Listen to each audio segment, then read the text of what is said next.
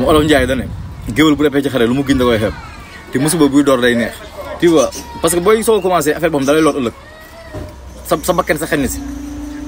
day neex quoi dafa mel ni ngay sàcc xale bi commencé sàcc day sàcc ay yaayam 100 francs muy rëcc muy neex ngay jaay suufu jàmbur début bi muy neex mais bés booy cóolle barki Rasulullah da nga naan yàlla xamal la singali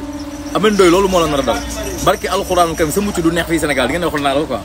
un homme averti en vaut deux yaa ngi tooñ Wasila bi Sonko ñi ngay tàngal seen xol dafa bëri yaa ngi toog fu nekk tous les traits de tous les noms te xam nga ni on est majoritaire dans ce pays nee naa la esprit de dépassement bi ma la coon di am wala nit dof am na ñoo xam ne boo leen rombee barki alxuraanul karim mën nañ jël sa bakkan ñi mën la dóor ba nga tas te ñu lay ngem ba nii pour nga def ko ci après doo leen gis laajal ba jaxate fa mu ne tabaski wul de pourtant ñi ko doon ruuf ñu nga ne tabas seen kër booy tiens bon non fi nga jàpp foofu la loolu rek nga ci am ah man balaa may dee booy nga naan doo góor jigéen mais li ngeen ni góor jigéen sax la tane man nee naa góor jigéen góor jigéen jëfin la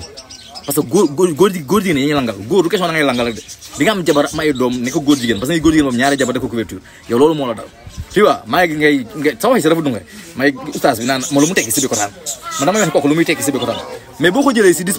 si disposition boobu noonu yow bu ñu comparé yaag Sonko yow loo tekki Sénégal ba doog Sonko seen xeet ba mu commencé ci kaw ba si suuf depuis temps Adama Sonko moo leen gën a tekki ëpp leen lu mu def Sénégal au moins moom bi laa écrit l'histoire fii ba bañ ñuy dee Sonko noom gravé na histoire du Sénégal yow boo ne am benn doy lu ñuy wax un ancien lébu boo xam ne yàq na deru lébu yëpp booy bu góor jigéen boo xam ne jaay na ngorom parce que am na ay Amadou Bay nes ginnaaw di ko ngemba wala ay boosu Sénégal bi daa perte sa boos jël la ngemba ngay toog di duul da nga dem ba da nga dunka ni ngay waxee ay dem leen si di góor di ngeen seet fa ngeen koy fekk waaw oustaz bi lu mu tekki ci dëkk bi affaire da nga góor jigéen a booy barke Rasul da nga góor jigéen man joie ta finition tu finiras mal